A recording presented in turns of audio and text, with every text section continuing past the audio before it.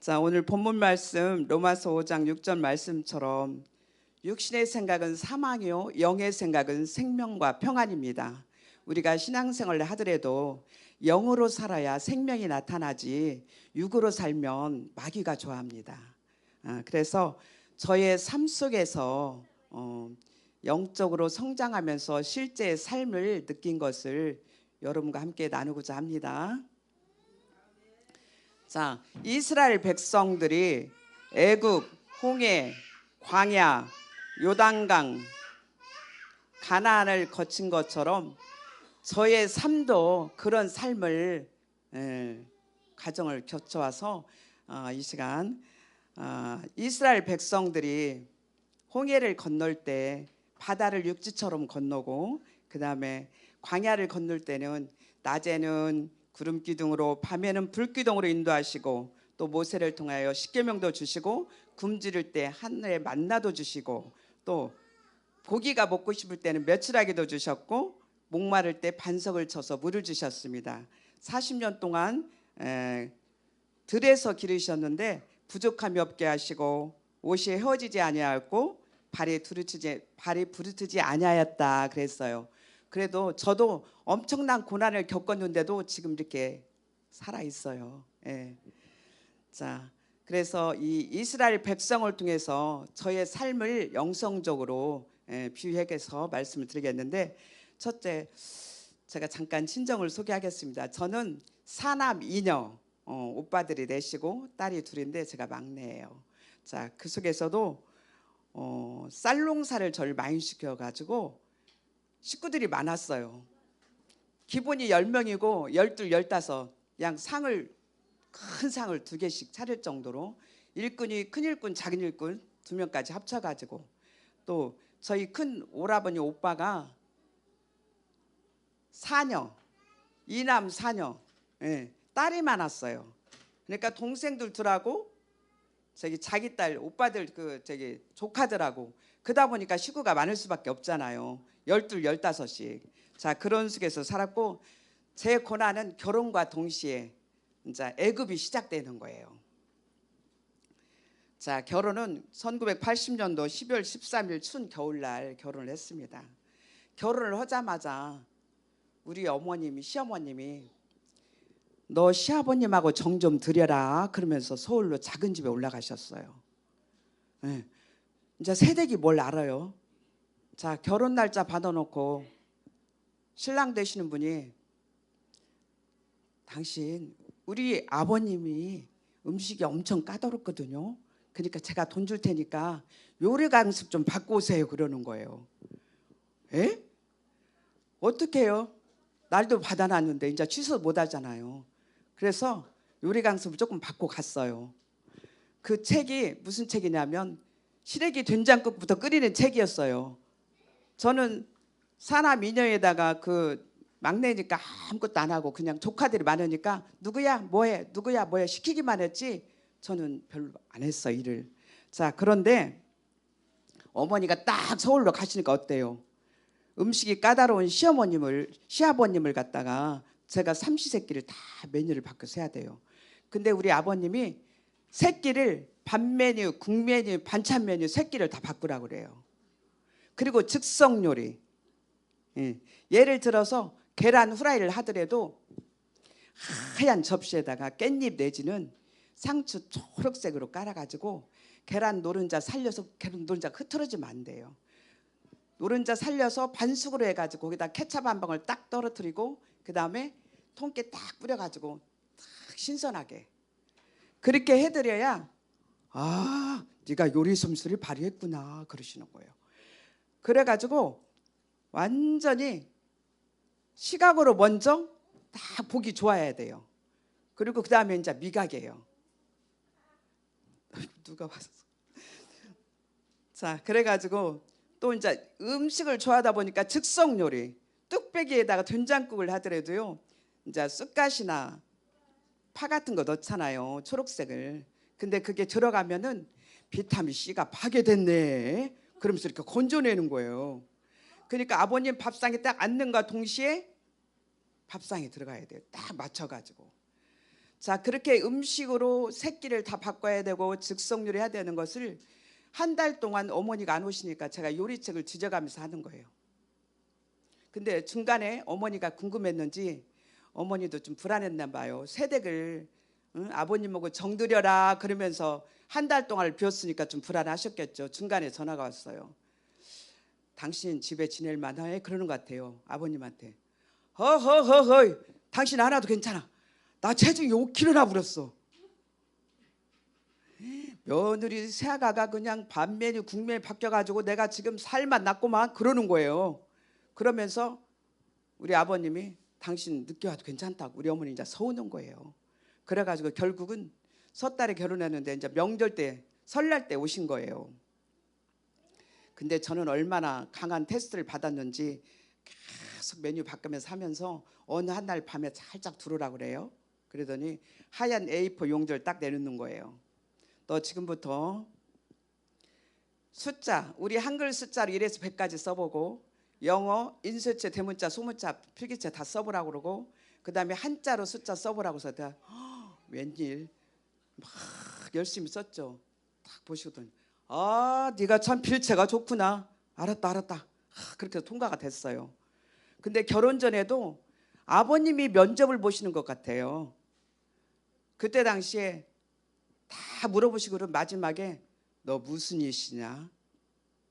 족보에서 나오는 거 있잖아요. 전주시의 이간대군파의 17대 손님이다 그랬더니 아, 너 그렇게까지 아는구나. 오, 알았다. 통과 그러는 거예요. 난 우리 이모세 목사 뭔지 잘 몰라요. 저는 근데 그렇게 테스트를 받았어요. 자, 그렇게 해서 통과하고 음식으로 그렇게 메뉴가 바꿔지면서 시각 미각 다 한 달 동안 그 음식 요리책을 다 바꿔가면서 했어요.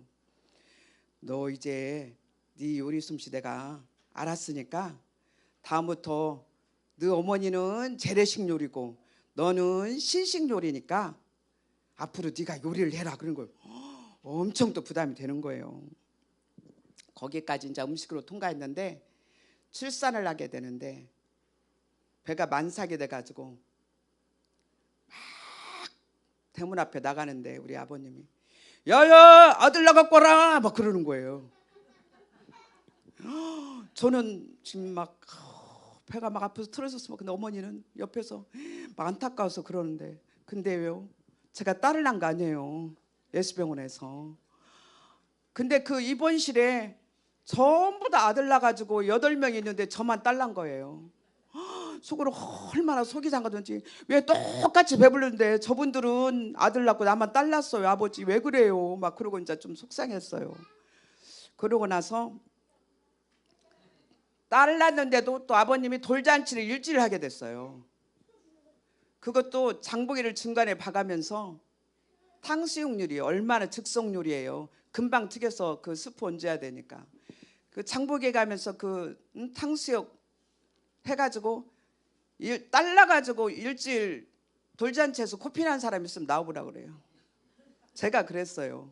마지막 날 코피까지 흘렸어요. 자, 우리 남편은 총각집사에다가 안수집사에다가 장로에다가 목사님까지 되셨어요. 중간에. 그때 당시에 도청 공무원이었어요. 저는 분명히 공무원하고 결혼했거든요. 근데 중간에 사모가 됐어요. 네. 근데 그 생활이 계속 반복되는데 얼마나 힘이 드는지 어느 한 날 설거지를 하다가 저도 모르게 막 눈물을 흘리면서 아버지 어쩌면 새끼를 만들었어요. 한 끼만 없어도 살겠네요. 아버지 막 그러면서 제가 푸념도 아니고 기도도 아니에요. 혼자 막 그렇게 하고 있었어요. 근데 너무 제가 이 집에 시집을 왔나 밭을 보러 왔나 하루 세끼 메뉴를 바꾸는데요. 식법이 있어요. 우리 아버님 아침에는 꼭 국이 올라가야 되고 점심때는 찌개net 아니면 분식 종류 뭐 카레밥 짜장밥 그런 식으로 메뉴를 바꿔야 되고 예를 들어서 시금치 나물을 했더라도 아침에 굉장히 맛있었어요. 두 번째 올라가면 왜 짜지 그러시는 거예요. 왜 또 올라왔냐 그 말이에요. 그렇게 해서 음식에 그렇게 예민했어요.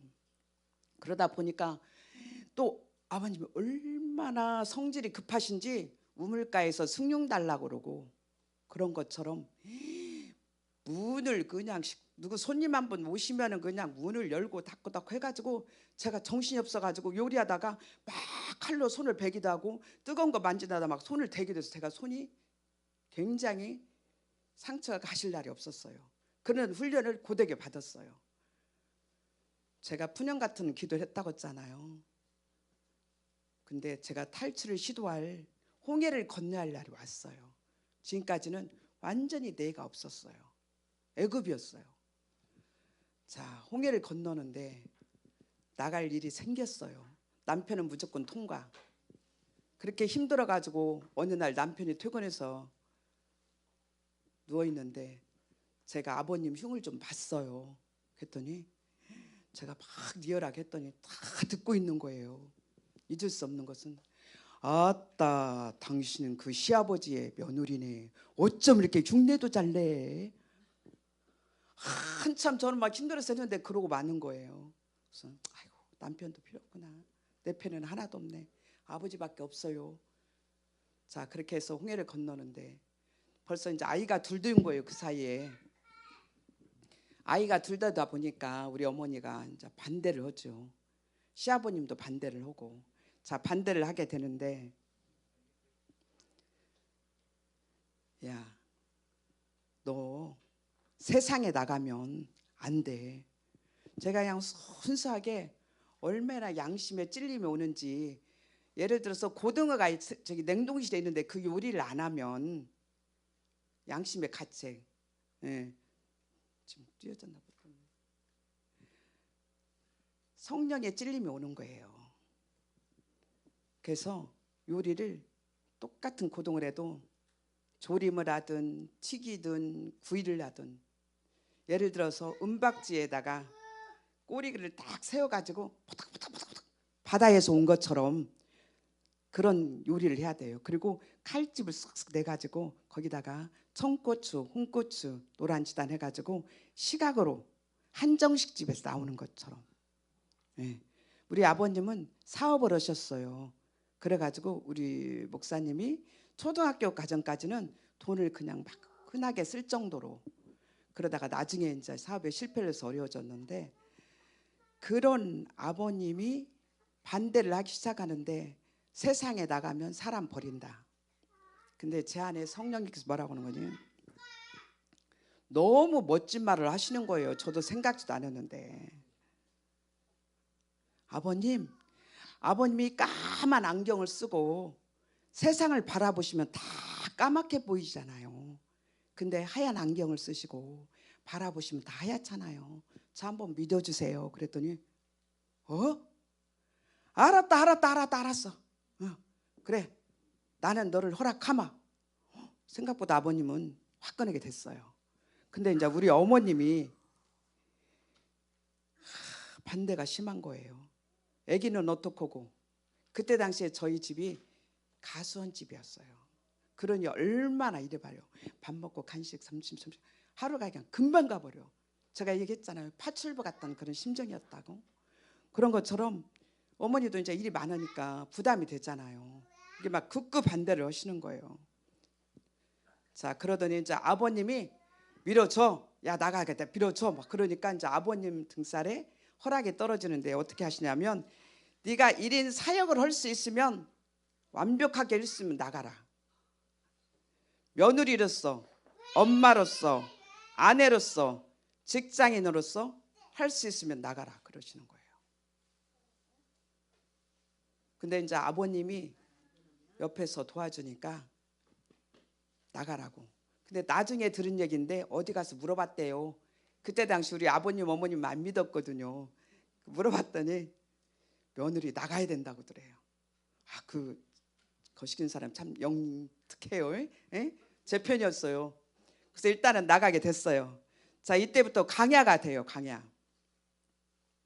광야는 나 자신과의 싸움이에요. 자 광야를 보면 나 자신감 속에서 이제 방황을 해야 되는데 내 자신 속에 지금 아직도 애굽이 남아 있어요. 내가 계속 이런 사역 오역을 해야 되니까. 그다음에 자아가 나와 내 자아가 어떤 풍습이나 습관이 남아 있잖아요. 예, 그걸 이제 훈련을 하는 거예요. 또 우리가 육신적으로 미숙하고 불신앙적인 것이 있잖아요. 또 성령으로 연단을 받는 거예요. 광야가. 아버지는 저를 이제 사모로 만들려고 연단 과정이었어요. 예.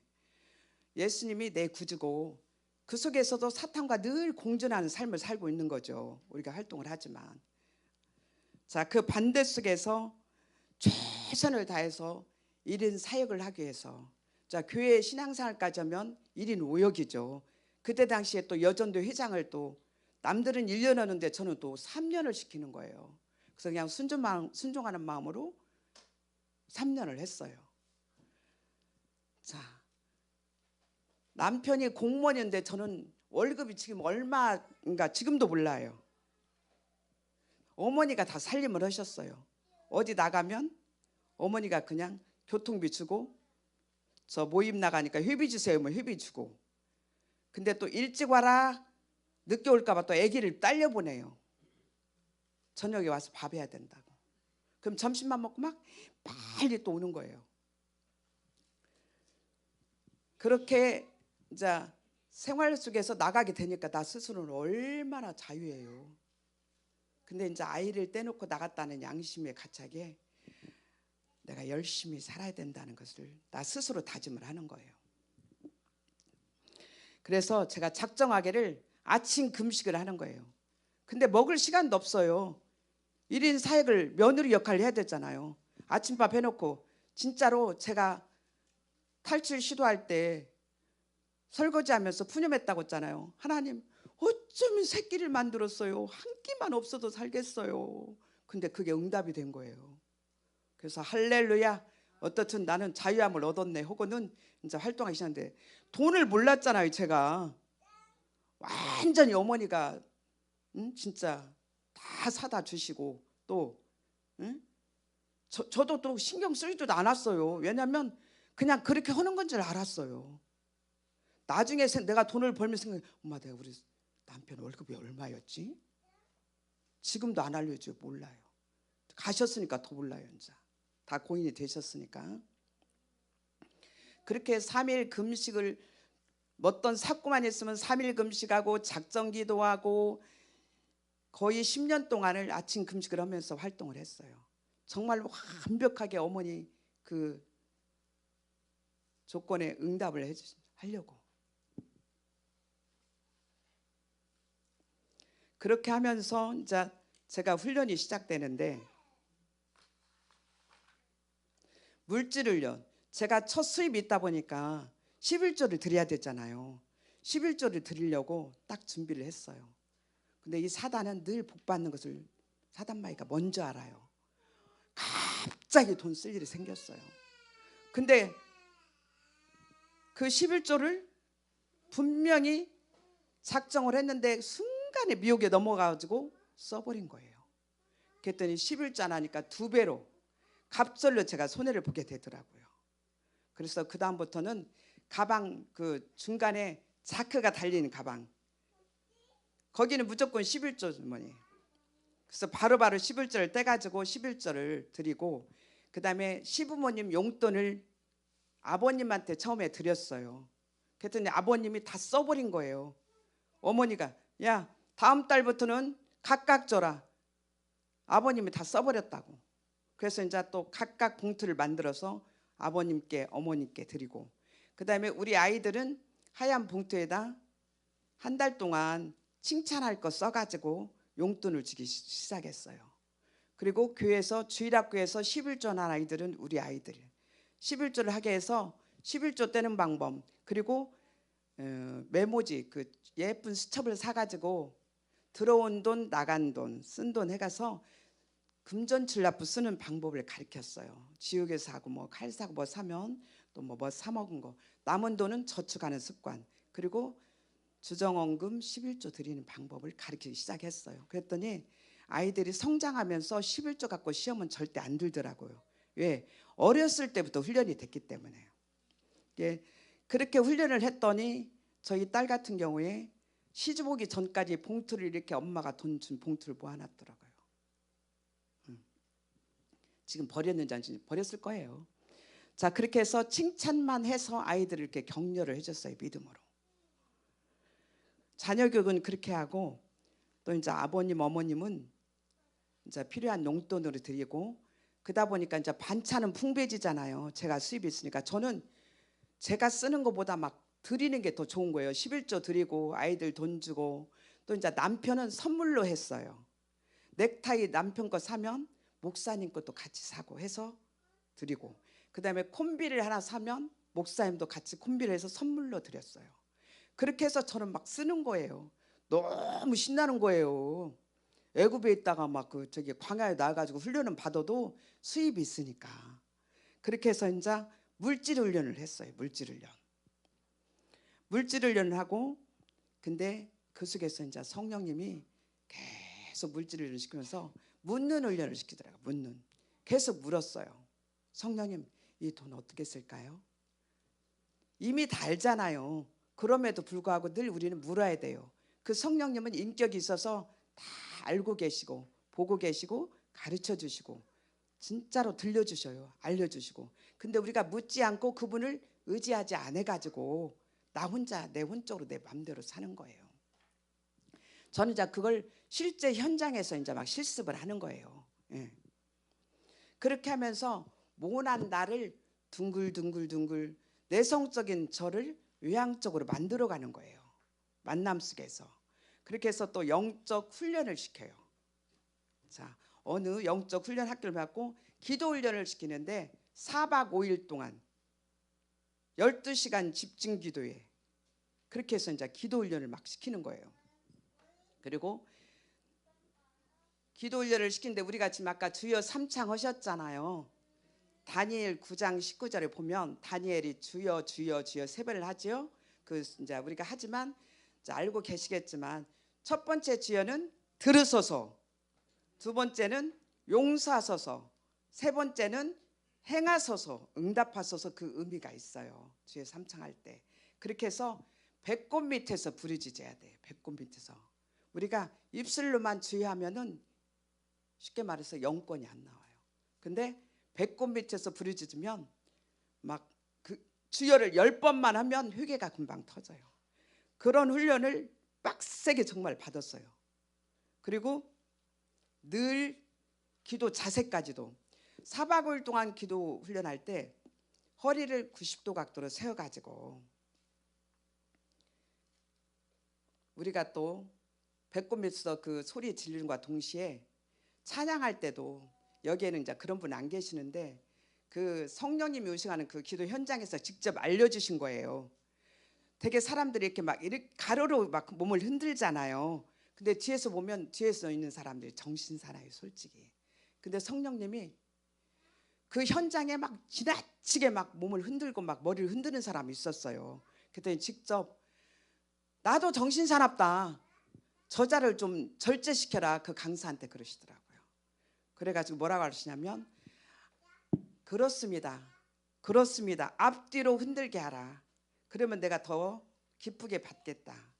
그래서 찬양할 때도 이왕이면 몸을 앞뒤로, 아니면 가만히 계셔도 괜찮고요. 또 막 흥이 나면 발로 박자를 좀 맞추셔도 괜찮고, 그러면 다른 사람들한테 피해가 안 되잖아요. 그렇게 해서 인격적인 성령님이 그 기도 현장에서 다 가르쳐 주시더라고요. 예. 자, 그리고 우리가 평상시에 하나님의 전신갑주를 많이 입어야 돼요. 에베소서 6장 10절에서 17절 말씀 보면은, 저는 이제 이렇게 배웠어요. 몸으로 이렇게 구원의 투구를 쓰고 의의 갑옷을 입고 진리의 허리띠를 띠고 복음에 예비한 신을 신고 믿음의 방패와 성령의 검으로 머리에서 발끝까지 하나님의 전신갑주를 입습니다. 근데 이제 어느 강사 목사님이 전신갑주를 입는 이 말을 하는데, 5살짜리 아이가 아빠는 무슨 갑옷을 입고 다녀요? 그러면서 전신갑주 입은 것을 실제 영으로 보여준 거예요. 예. 저도 하나님의 전신갑주를 입었는데 검을 가지고 쓰지 않는다라고 누가 얘기를 하시더라고요. 자, 어떻든 우리가 늘 하나님의 전신갑주를 입고 보혈의 옷을 입어야 돼. 날마다. 그래서 성령님 안녕하세요. 아침마다. 오늘도 저와 함께 해주세요. 24시간 함께 해주세요. 먹을 때, 입을 때, 잠잘 때, 걸을 때도요. 성령님과 함께 걸어보세요. 추운 날 고난받을 때 교회를 한 30분 이상 걸어가는데 왼손은 주머니에다 손을 넣고 오른손은 분명히 제가 손을 저으면서 갔는데 그 손에 땀이 호스록 있는 거에서 막 미끌미끌. 성령님 이게 뭐예요? 내가 너와 함께한 성령의 기름이다 그러더라고요. 분명히 찬 손이 밖에 나와 있었는데 이 손이 성령의 기름으로 막 미끈미끈한 거예요. 지금도 지금 말하니까 미끄러지네요. 자, 그런 것처럼 성령님의 임재를 늘 느끼면서 삶을 살아가는 거예요. 자, 그런 와중에 내적 치유를 하게 됐어요. 우리 어머니가 한 달 동안을 옷을 아들 방에 안 옮겨주는 거예요. 그리고 은근히 저를 미워하는 게 있더라고요. 근데 이제 그 집중기도에 12시간 기도할 때 내적 치유를 하게 되는데요. 우리 어머니를 싹 보여주는 거예요. 근데 이제 막 우리가 카메라 카트 보이잖아요. 그런 것처럼 내적 치유를 하게 되는데 제가 아가씨 때 검정 비료도 원피스를 입고 딱 첫 방문을 했어요, 집에. 근데 처음 만난 그 순간 어머니를 딱 보는 순간에 눈빛이 다르더라고요. 아이고 내 아들을 뺏긴다라는 생각. 근데 이제 그 장면부터 카트 어머니가 나한테 만삭이 돼가지고 제가 걷는데 잠깐 너무 배가 땡겨가지고 잠깐 방에 들어가 있으면 바깥에서 어머니가 발소리를 들으면서 너는 어른들의 발소리가 안 들리냐? 막 그러는 거예요. 그러면 막 심장이 벌렁벌렁하고 막 힘든데도 이제 나오는 거예요. 그 막 스트레스 받았던 것들이 막 생각이 나면서 어머니가 막 이제 어머니는 굉장히 고전적이시고 차분하고 음식도 잘하고 굉장히 정직하시고 진실하세요. 그리고 말이 없으시고 또 아버님은 성격이 급하고 외향적이고 막 직선적으로 말하시는 분이에요. 참지를 못하시고. 그러니까 약간 어때요? 좀 부부 사이가 좀 안 좋았어요. 어른들 말로 공방 들었다고 그러잖아요. 좀 그랬어요. 그래서 애 날 때만 되면 합방하면 애가 생기고 그랬대요. 어른들 말로. 예. 그래가지고 아들 셋에 딸을 둘 난 거예요. 위에가 누나 둘이고 뚜르르 아들이고 장남이죠 이제 저희가. 근데 지금 두 번째 아들은 목사님이 됐어요. 우리보다 먼저 됐어요. 그래서 우리는 반대가 많았죠. 둘째가 목사 됐으면 됐지 뭐 첫째가 또 하냐 그러면서 반대가 많았어요. 자, 그렇게 해서 내적 치유를 하게 되는데 어머니의 그 카트 장면을 보면서 제가 왜 그랬어요? 하나님 왜 그랬어요? 너 너무 힘들었어요. 막 울면서 이제 토설하는 기도를 하는 거예요. 그럴 때 카트 장면에 성령님 그러시는 거예요. 너 어머니도 집에서 유교적인 삶에서 힘들게 살았단다. 네가 용서하라. 아버지 그래요? 그럼 제가 용서해야 돼요? 얼마나 힘들었는데요. 그러면은 용서해라. 용서해요. 아멘. 용서하겠습니다. 제가 잘못했어요. 제가 잘못했어요. 그러면 그 카트가 절대 제가 용서 안 하면 안 넘어가는 거예요. 그렇게 해서 카트 하면 그 장면을 말할 수 없는 그 장면을 다 보여주는 거예요. 울면서 막 토설한 기도하면서 그 카트 막 제가 잘못했어요. 이제 그때는 막 너무 빨리 돌아가니까 막 잘못했어요 막 그런 거예요. 근데 결국은 뭐냐면 어른이니까 네가 용서하라. 네가 손아래 사람이니까 그럴 수밖에 없었단다. 너 어머니도 그런 환경 속에서. 그러나 네 마음 내가 안다. 그러시더라고요. 그렇게 해서 이제 어머니 내적 치유를 받았어요. 근데 이제 또 아버님도 만만치 않아요. 그래서 이제 아버님도 성격이 엄청 급하시잖아요. 그래서 그 아버님도 그 성격이 급한 것이 아버님 위에서부터 그게 저주가 내려왔더라고요. 그 성질 급한 것이 혈기. 그래가지고 그걸 저 또 이제 다 치유를 하게 하시는 거예요. 결국은 제가 잘못한 거예요. 어른들은 유전적으로 내려왔기 때문에 그럴 수밖에 없었으니까 네가 용서해라. 그래서 아버님 어머님 다 치유를 받고 나니까 긍휼한 마음이 입혀지는 거예요. 아버님 어머니 긍휼해지고, 그리고 또 저희가 전도를 했어요. 어머니는 권사님이 되시고 아버님이 집사님이 되시고, 그렇게 해서 이제 돌아가셨는데, 어떻든 그렇게 해서 치유를 받고 나니까 제가 너무 좋은 거예요. 그리고 긍휼함 있고 막 사랑이 보이는 거예요, 아버님 어머니. 그런데 제가 변한 만큼 아버님 어머님도 변하고 아이들도 변하는 거예요. 근데 이제 아이들이 사춘기여 가지고 어느 날 우리 아들이 화를 내고 어떤 사건을 해서 나갔어요. 근데 제가 너무 속이 상하는 거예요. 그래서 설거지를 하면서, 아버지, 성령님, 제가 있잖아요, 아들이 저렇게 사춘기라고 지금까지 말 잘 들었는데 저렇게 싫은 소리가 나가니까 제 마음이 상하네요. 그랬더니 갑자기 성령님 그러는 거예요. 야, 네 자녀냐? 내 자녀지. 내가 알아서 한다? 그러는 거예요. 그래서 아버지, 그래요, 저는 할 수 없어요, 아버지가 지켜주세요. 그러면서 펑펑 울었어요. 그 음성을 듣고.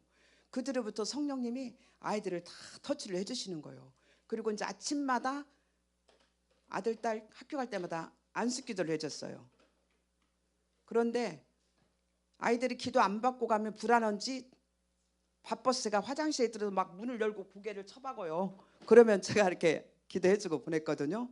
그런데 그걸 주님은 확인시켜 주시더라고. 어느 날 아들이 학교 운동장에서 점심시간에 고3인데 친구하고 똑같이 농구 볼대를 만졌대요.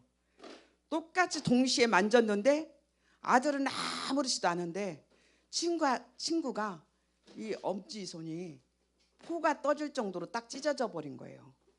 그래갖고 막 피가 철철 나니까 놀라가지고 갑자기 점심시간에 아들이 전화가 온 거예요. 엄마, 빨리 기도해줘요. 그래서 왜? 그랬더니, 엄마, 나는 엄마가 아침마다 기도해줘서 그런지 내 손은 아무렇지도 않은데 친구 손이 수능고시 시험 봐야 되는데 이렇게 손이 찢어져갖고 지금 예수병원에 실려갔어요. 그러니까 그 친구 시험 보는 데 지장 없게 손 빨리 낫게 해달라고 기도해달라고. 해서 그래, 알았다. 그러고 내가 전화를 끊었어요. 그렇게 하나님이 아침마다 기도해 준 것을 확인시켜 주시더라고요, 삶 속에서.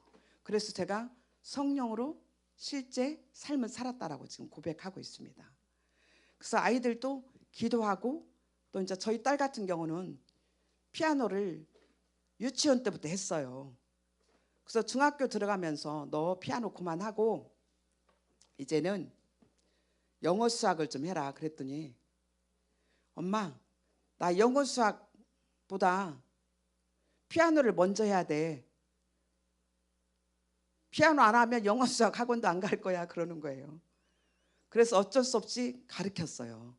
그래서 이제 중학교 고등학교 가면서 포기하려고 그랬어요, 돈 많이 들어가니까. 그랬더니 성령님이 학교 선생님, 음악 선생님을 통해서 전화가 막 오는 거예요. 이런 아이는 전공을 시켜야지 왜 인문계 학교를 보냈느냐고.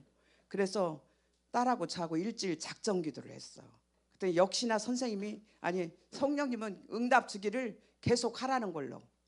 그렇게 해서 결국은 피아노 전공을 하게 됐어요. 꼼짝없이 응답 주시면 순종해야 돼요. 그래서 제가 돌아보니까 저는 그때 지금까지 성령님께 묻고 기도하고 3일 금식 작정기도 하면서 응답받고 지금까지 왔어요. 제가 자랑할 건 그거밖에 없어요, 영적인 삶. 예. 그렇게 해서 계속 자아 처리하고 내적 치유받고 기도하고 훈련하고, 우리가 또 자기만의 고정관념 선입견이 있잖아요. 그런 것들 성령님이 깨우시는데, 저 같은 경우는 어느 한날 바닷가를 쫙 보여주는 거예요. 근데 모래사장에다가 제가 있잖아요, 직사각형으로 크게 그렸어요. 이게 뭐지? 조금 있으니까 모래가 와가지고 파도로 싹 쓸어버리는 거예요. 그래서 성령님 이게 뭐예요? 그랬더니 네가 지금까지 가지고 있었던 선입견과 고정관 틀을 내가 깼다 그러는 거예요. 그렇게 해서 고정관념 틀을 깨고 제 자아를 죽이기 시작하는데, 어느 한날 버스를 타려고 딱 서 있는데 제 앞에 초록빛 배추가 파랗게 보이는 거예요. 근데 너무 좋은 거예요. 그래서 성령님, 아우 이 초록빛 색깔의 배추가 너무 좋아요. 싱싱하고. 그랬더니 좀 있으니까 내 안에 내 말을 성령이 뭐라고 하냐면 네 모습이다 그래요. 그래서 예? 왜 제 모습이에요? 지금 네 자아가 저렇게 초록빛처럼 파랗게 살아있다는 거예요. 아우 아버지 그래요. 그럼 어떻게 해야 죽어요? 그러면서 회개를 많이 하라고 하는 거예요. 회개를. 그래서 이제 막 방언기도하면서 막 이제 그냥 막 회개하면서 막 기도하기 시작했어요. 막 기도 훈련 받으면서. 그랬더니 이제 그 내 자아가 죽어가는 과정을 보여주시는데 그 파릇파릇한 배추가 소금에 절여지는 거예요. 어느 한 날 어느 정도 되니까 소금에 팍 절여져 막 고무다라이 통에 있는 모습을 보여주는 거예요. 아버지 제가 이렇게 죽었어요? 그랬더니 그래 지금은 이 상태다 그러는 거예요. 자 그리고 어느 한 날 팍 하니까 그 배추가 막 맛있는 양념이 돼가지고 막 맛있는 김치가 되어 있는 거예요. 그래서 아버지 이건 뭐예요? 네가 좀 영으로 성장해서 내가 좀 너하고 대화 나눌 만하다 그런 식으로 감동을 주시는 거예요. 그때부터 이제 또 신이 나는 거예요. 그렇게 해서 내적 치유하고 내 자아 처리하고 고정관념 틀을 깨주시는 거예요. 제 안에 고정관념 이렇게 살아보면 아우 저분은 이렇게 머리 파마를 저렇게 했대. 옷을 왜 이렇게 저렇게 입었대. 우리 나름대로 그런 생각이 있어요 없어요? 다 자기만의 틀이 있어요. 근데 성령 안에서 우리 다 깨야 돼요. 그래야 하나님 기뻐하셔요. 자 그렇게 해서 다 틀도 깨고 다 깨고 자아 처리하고 이제 그렇게 좀 어느 정도 되니까 요단강을 건너게 돼요. 요단강. 요단강을 건너게 되는데 우리의 생사 화복을 주장하신 아버지 하나님이 우리 가정에 생사가 오가는 그런 고난이 정말 어려운 고난이 왔어요. 우리 목사님이 그때 당시에 장로님이었는데 신학교도 다니고 있었고 서울까지 다니시는데 물질 고난이 온 거예요. 그것도 내가 돈 없으면은 안 빌려줘야 될 거 아니에요. 후배가 사업 한다고 하니까 남의 돈 끌어다가 사채 돈까지 준 거예요. 저는 아무것도 몰랐어요. 제가 그냥 생활을 하니까. 남편이 회사원이었다가 아니 도청 공무원이었다가 회사원이었다가 사업했다가 계속 했다고 그랬잖아. 그러니까는 계속 그냥 돌아가는 줄 알았거든요. 근데 어느 날 사채업자가 찾아와가지고 난리가 난 거예요. 자, 가스가 끊어지고 전기불이 끊어지고 아파트 33평을 경매로 내놓을 정도가 돼버렸어요. 그래서 결국은 넘어갔어요. 그리고 온 식구가 어떻게 돼요? 갑자기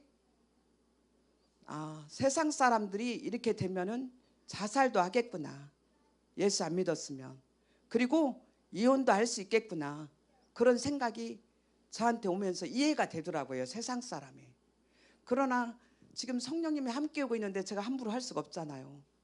오히려 남편이 내가 죽어야 되겠다고 그러는 거예요. 일 벌려놓고 왜 죽어요?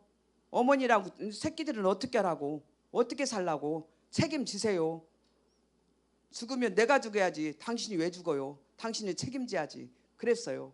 그랬더니 죽는 것도 내 마음대로 못 죽겠네 그러더라고요. 그래서 이제 그 생사가 그런 생사였어요. 그렇게 해서 요단강을 건넜어요. 자, 요단강을 건너는데 십자가에 우리가 죽어야 되잖아요. 저 말씀처럼 갈라디아서 3장 7절 15절처럼 그런적 믿음으로 말미암아 저들을 아브라함의 자손인 줄 알지어다. 형제들아 내 사람의 예대로 말하노니 사람의 언역이라도 정한 후에는 아무도 패하거나 더하거나 하지 못하느니라. 이렇게 요단강을 건너서 이제 가나안을 가게 돼요. 가나안 약속의 땅에 들어갈 때는 저희가 가나안 땅에 이스라엘 백성이 들어가서 바로 그냥 가나안 정복했어요? 아니지요. 가나안에는 7족속이 있었어요. 7족속. 자, 가나안에는 헷족속, 영적으로 두려움, 우울증, 악몽, 거짓말, 속이는 것들의 성품을 가진 족속이 헷족속이에요. 두 번째, 기르가스 족속, 진흙탕을 의미하며 혼돈과 영적 무질서 속에서 우선순위를 모르게 만드는 영을 가진 족속이다. 세 번째, 아모리 족속, 마음의 교만을 품고 자기 스스로 학문, 교육, 지식을 자랑하는 성품, 인본주의죠 완전히.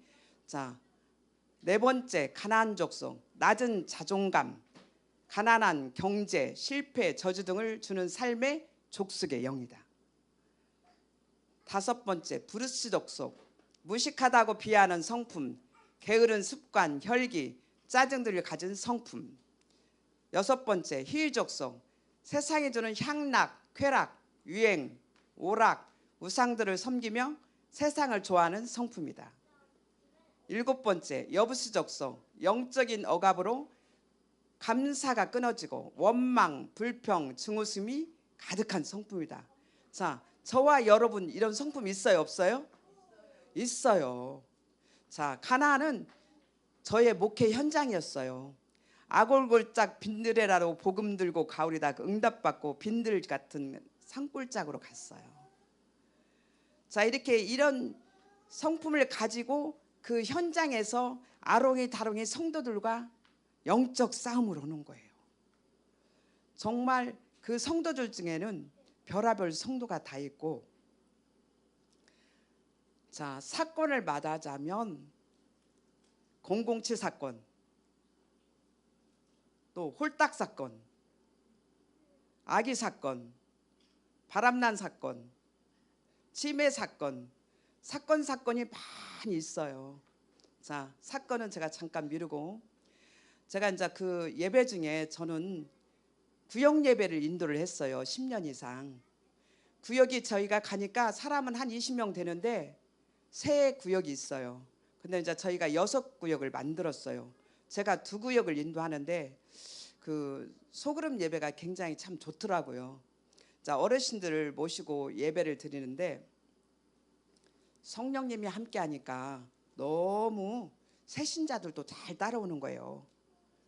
20명에서 120명, 150명까지 한글학교를 통해서 경로대학을 통해서 독고냄 밑반찬 배달을 통해서 이제 부흥이 됐어요. 근데 이제 어떤 훈련을 시켰냐면 구역일을 통해서 성령님께 묻는 훈련을 했어요. 제가 실제 삶을 살고 있으니까 간증을 하면서. 그랬더니 이제 어르신들이 본바탕이 순수하시잖아요. 그러니까 물으라고 했더니 진짜 물었어요. 일주일 동안에 계속 묻는 훈련을 시키고 그 다음 예배 때 간증을 시켰어요. 근데 이제 시골에는 어르신들이 1,000원도 굉장히 아까워요. 1년 드리면 얼마야? 또 뭐 5,000원 드리면 얼마야? 10,000원 드리면 얼마야? 아까워서 어떻게? 특히 구역 예배까지 어떻게 헌금을 해? 막 시험이 막 난리예요. 근데 이제 어느 한 분을 그랬어요. 예배 때 구역 예배 헌금 물어보세요. 얼마 드릴까요? 그랬더니 진짜 물어봤어요. 그랬더니 성령님이 자기 차례가 돌아오면 자기 가정에서 줄 때는 10,000원만 드려라 그러시더래요. 그래서 성령님 왜 10,000원만 드려요? 그 집은 이제 그때 당시에 가든을 해갖고 좀 풍부했어요. 그러니까 10,000원만 드려라. 평상시에 주일날 예배 다른 헌금들 많이 하지 않느냐 그러면서 가르쳐 주시더래요. 자, 그 뒤로부터 우리 구역은 다 10,000원 넣어가지고 자기 집 차례가 돌아오면 흰봉투다 기도 제목 써가지고 기다리는 거예요. 그렇게 해서 구역 예배를 굉장히 은혜롭게 드리고 성령의 역사도 많이 나타나고, 그리고 실제 삶 속에서 안 될 것 같은데 어르신들이 물으니까 들려주시는 거예요. 그 음식점 가드너는 그 집사님은 장사가 또 이제 안 되기 시작하는 거예요. 근데 왜 장사가 안 되는지 물어보면서 음식 할 때도 요리할 때 물어보라고 그랬어요. 그랬더니 성령님 요리하는데 반찬 만드는데 맛있게 요리 같이 해주세요.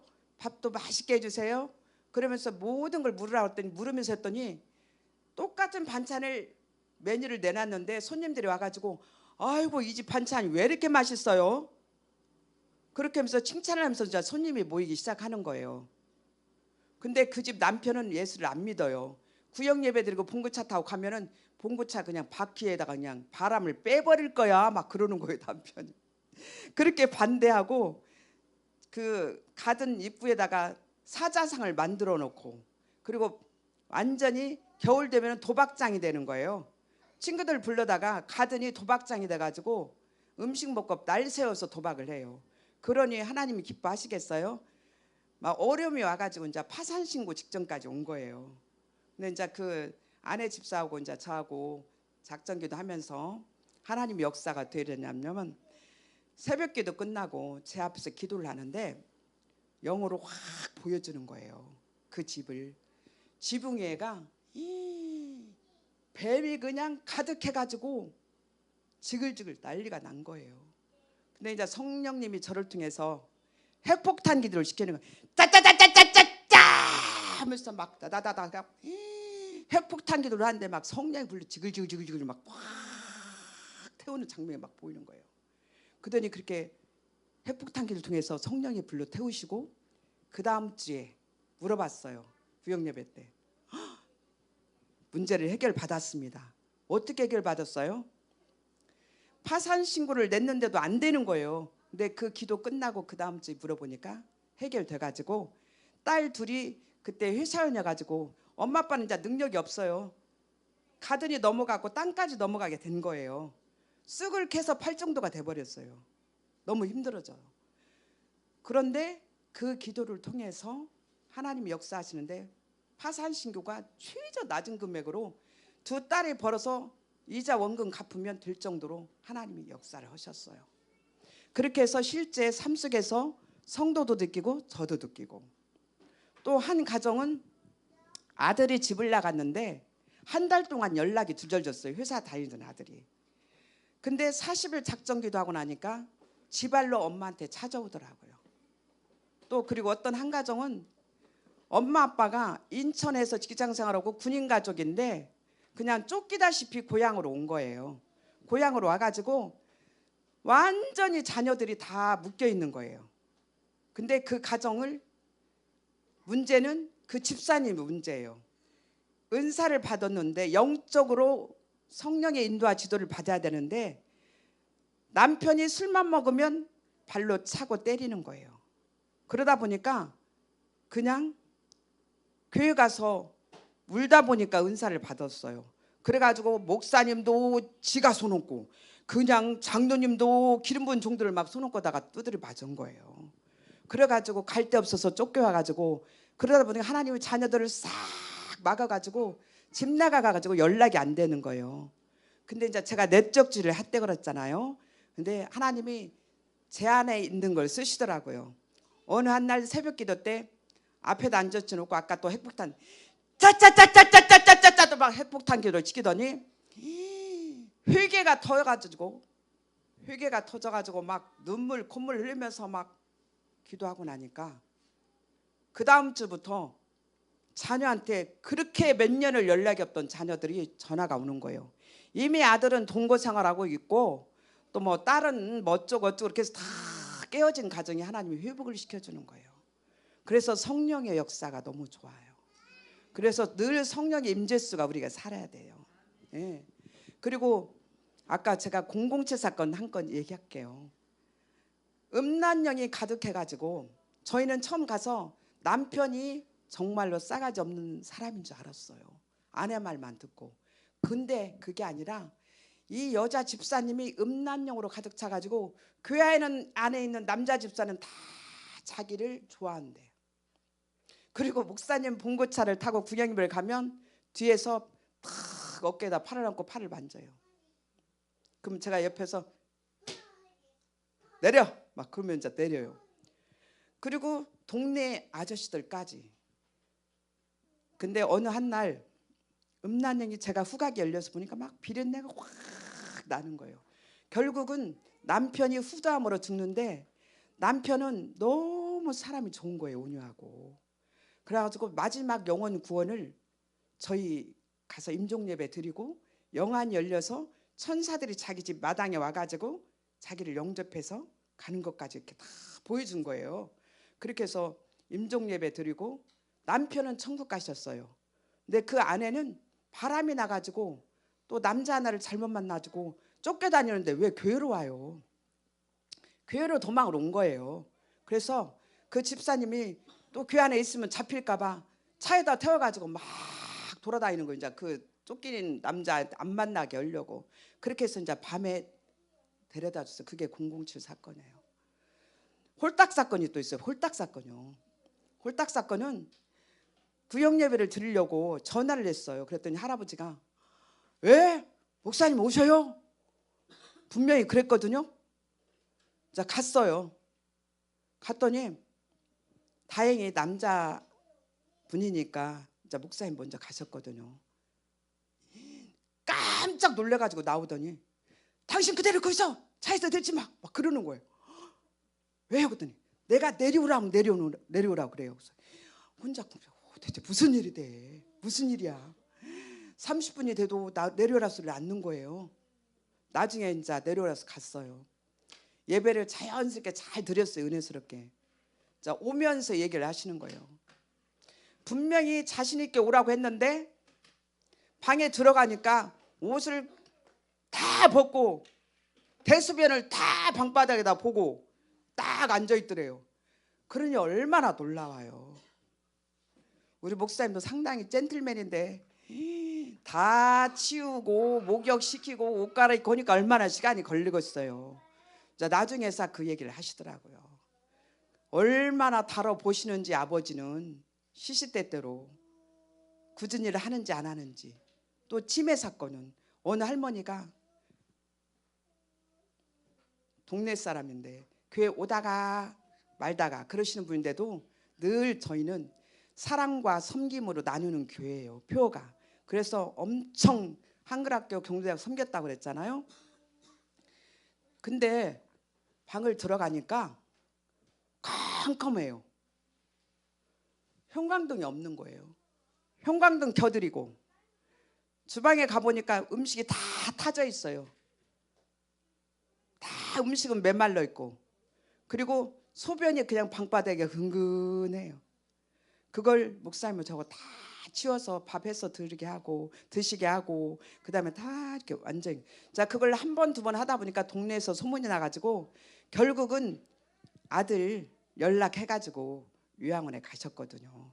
자, 그런 일 저런 일 많이 있었는데, 자, 이렇게 해서 영적으로 가정이 회복이 되고 교회가 부흥이 되고 하면서 목회 현장에서 이런 일 저런 일 하나님이 이스라엘 백성이 가나안 정복하기 위해서 싸우신 것처럼 계속 영적 전쟁이 있는 거예요. 자, 경로대학을 어떻게 했냐, 한글학교를 어떻게 했냐. 자, 한글학교는 찾아가는 한글학교. 전도를 하다 보니까 글씨를 몰라서 못 나온대요. 그래서 한글학교를 찾아가는 한글학교 해가지고 마을별로 요일별로 일주일에 3번씩 찾아갔어요. 칠판 다 걸어놓고 학교공 다 무조건 다 공짜.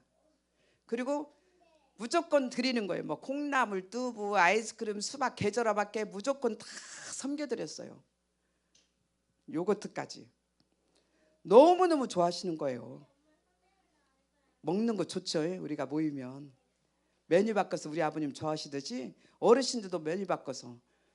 저희 식단이 교회가 음식이 바뀌었어요. 저희가 간 뒤로. 참 시내에서 오시다 보니까 시골 음식이 완전 신식 음식 됐다고, 메뉴가 바뀌었다고 할 정도로, 그 정도로 메뉴가 바뀌어지면서 절에 그냥 거기 또 절이 있어요 아예.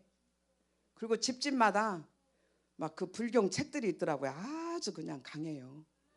근데 그런 분들이 교회를 나오기 시작하는데 절밥만 맛있는 줄 알았더니 교회밥이 더 맛있네 그러는 거예요. 그렇게 해서 경로대학을 통해서 전도가 되고, 한글을 가르치는데 일주일에 3군데 3시간씩 제가 목이 터지라고 나면 3시간, 제가 목소리가 적으면 어르신들은 더 적잖아요. 그러니까 잘못 오면 또 졸려요. 영적인 부분이 있어서. 제가 미리 기도 준비하지, 간식 준비하지, 수업 준비하지 해가지고 가도 어느 분은 졸고 있어요.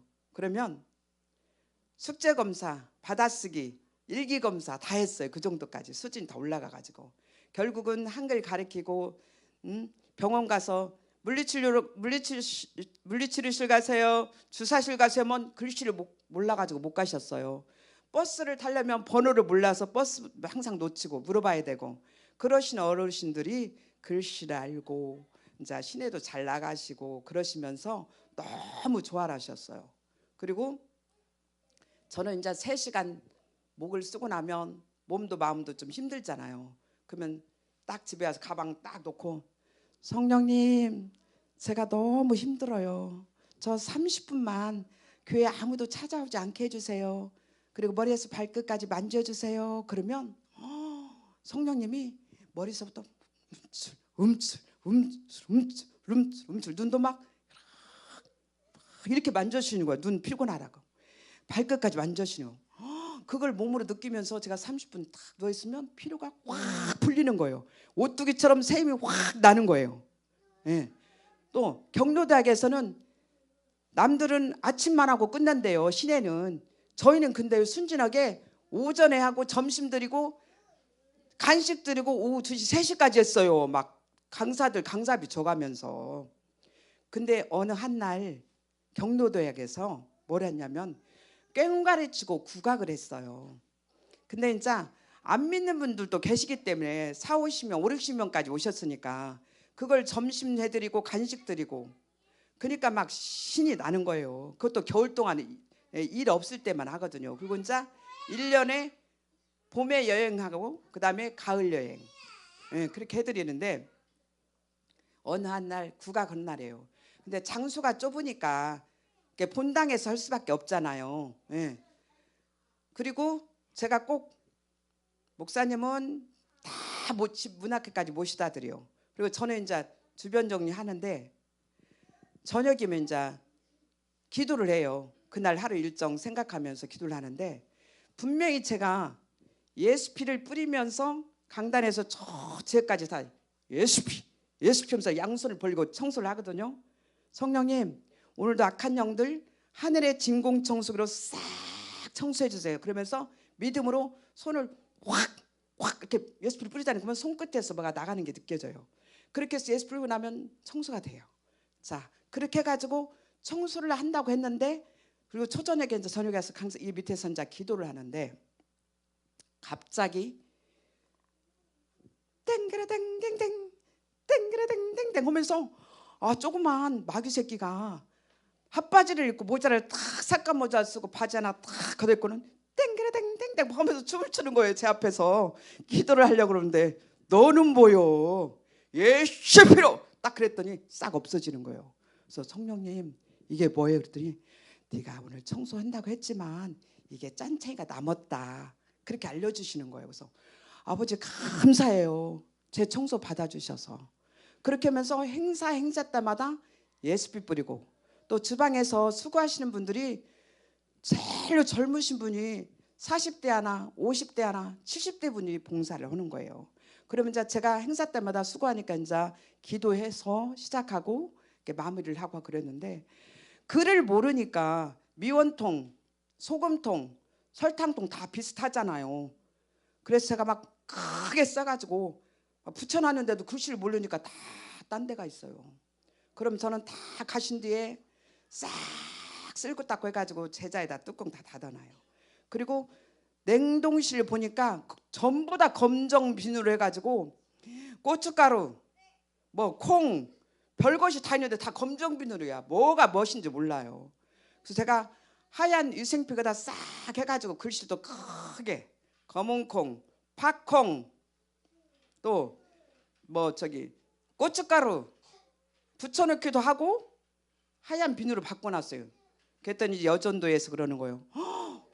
이번에 사모님은 너무 깔끔하셔가지고 살림도 배워가지고 가 막 그러는 거예요. 그리고 마늘도 있잖아요. 찧어가지고 그냥 이렇게 싸놓으면 어떻겠어요. 탁 찧어가지고 인절미처럼 판을 딱 만들어서 톡톡톡 잘라서 먹게 제가 해놨어요. 그랬더니 얼마나 편해요. 그러죠? 예. 그렇게 써놨더니 살림을 배워간다고 그러더라고요. 그리고 그때 당시에 그때 목사님이 안 계셔가지고 교회가 새벽기도 하면은 막 쥐가 우르렁대리고 오는 거예요.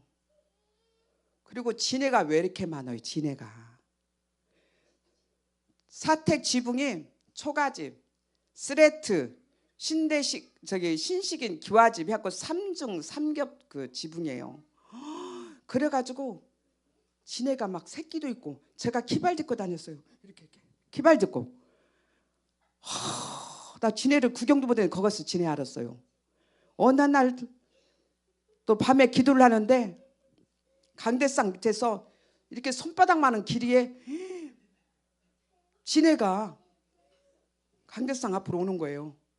눈을 감고 있어서 지금 기도하는데 멋이 싸가락 싸가락 싸가락 소리가 나는 거예요. 섬찟해서 눈을 떴더니 제 손바닥보다 좀 큰 그 진해가 문 쪽에서 제 앞으로 지금 제 성경채 있는데 앞으로 오는 거예요. 놀래가지고 그냥 책으로 확 그때 당시에 큰 성경책 있거든. 눌러놓고는 목사님 그랬더니 막 목사님 놀래가지고 나오시는 거예요. 지내 막 그랬어요. 그때 막 우리 목사님은 뭘 지내가지고 이렇게 놀래 막 그러면서 찌개를 가지고 떡 집어갖고 나가버리는 거예요. 저는 얼마나 놀랐는지 몰라요. 근데 결국은 식구들이 진해 한 번씩 다 물렸어요. 토요일 날이면은 저기 어머니도 오시고 애들도 오잖아요. 어머니도 진해 물렸고 결국은 마지막에 제가 물렸어요. 이불 안에서. 그래가지고 막 얼마나 진해 아픈지 막 울고 막 병원 가고 난리가 났었어요. 하고 막 진해 오면은 막 소름 끼쳐가지고 키발 듣고 다녀. 바닥만 보고 바닥만. 그런 이런 저런 일을 상상도 생각해 본 적도 없어요. 그런 목표 현장에서 열심히 그냥 어떻게 했는지 오뚜기처럼 했어요. 그냥 피곤해가지고 감기 들렸는데 병원 가야지 병원 갈 시간 없이 그냥 나서버려요.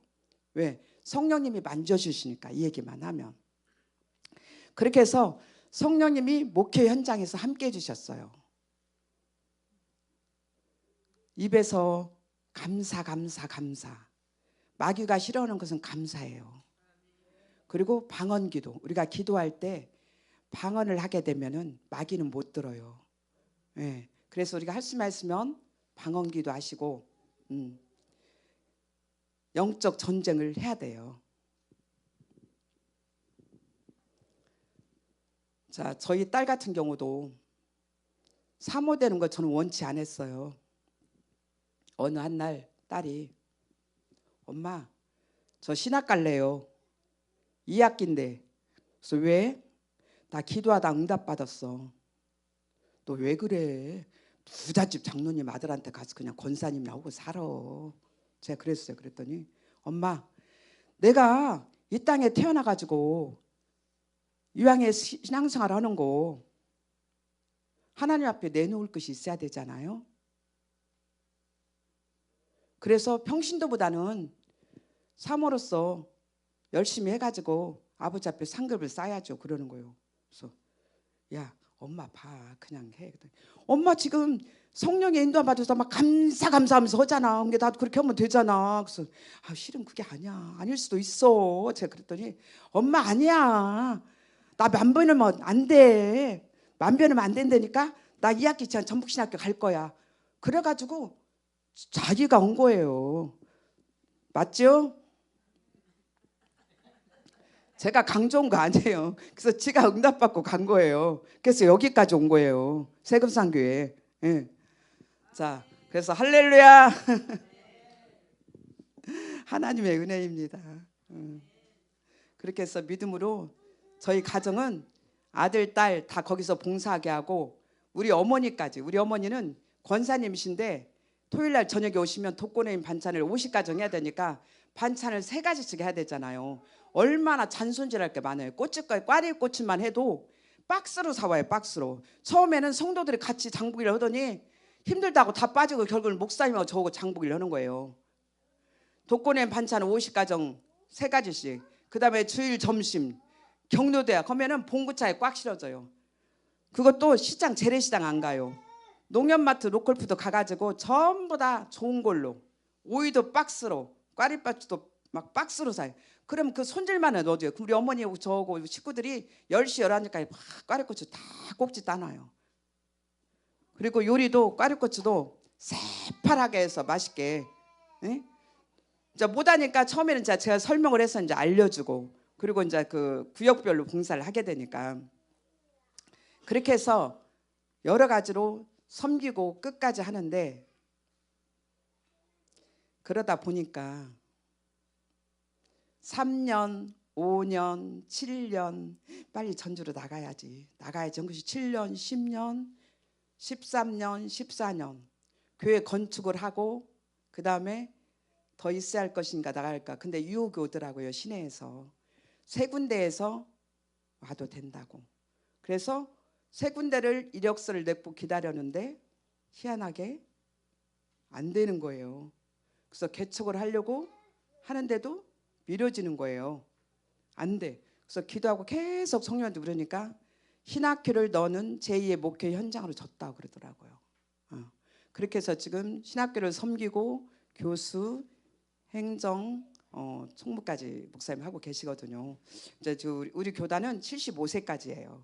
그래서 지금 잘 섬기고 있고, 이렇게 해서 가나안 과정을 목회 현장에서 나와가지고 그런 가정 속에서 우리 가나안 삶을 요약을 해보면, 우리 나로서는 할 수 없으나 우리가 철이된 자와 예수님의 종으로서 장성한 시기로서 성숙하고 성령에 의해서 철저하게 지배를 받았어요. 그리고 생명이 되신 예수 그리스도, 우리가 육신의 생각은 사망이요 영의 생각은 생명과 평안이라고 그랬는데, 육신으로서 우리가 권면을 하면은 생명이 안 나타나요. 근데 영의 생각으로 성령의 인도함 따라서 지도하고 권면하면 생명이 나타나는 거예요. 잠깐 제가 우리 권사님 한 분이 예배 때 물었어요. 그랬더니 간증해도 돼요? 그래서 하세요. 그랬더니 사모님, 제가 있잖아요, 깨를 볶는데 깨가 막 턱턱 통해서 튀시면서 막 나가잖아요. 너무 아깝더래요. 그래서 제가 이제 훈련시키는 생각이 잠깐 나서, 성령님, 깨가 볶아가지고 나가니까 너무 아까워요. 깨 좀 안 나가게 해주세요. 그랬대요.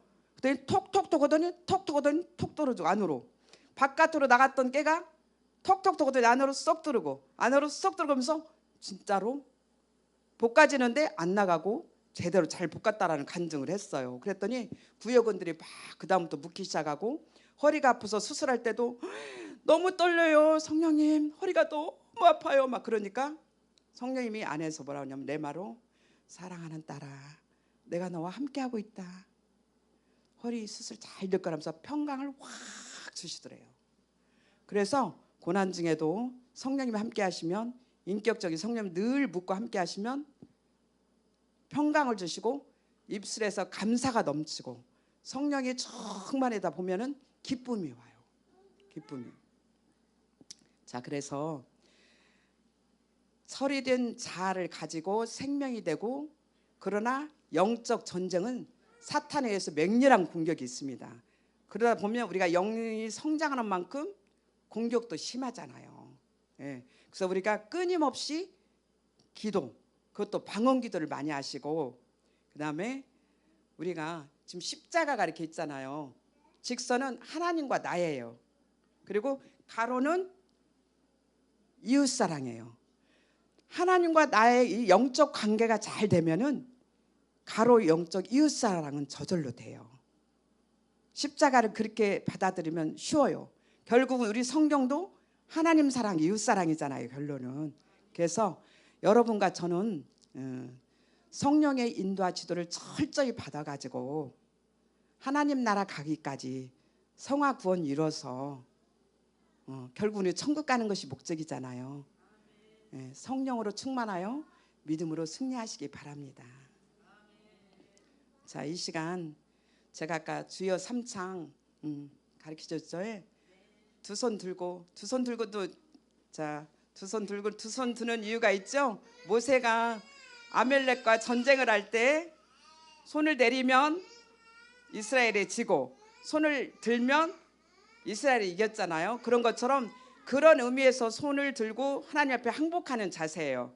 두 손을 들고 주여를 3번 하는데 배꼽 밑에서 한번 힘껏 해보게요. 그리고 통성기도 하고 마무리하고 마치겠습니다. 주여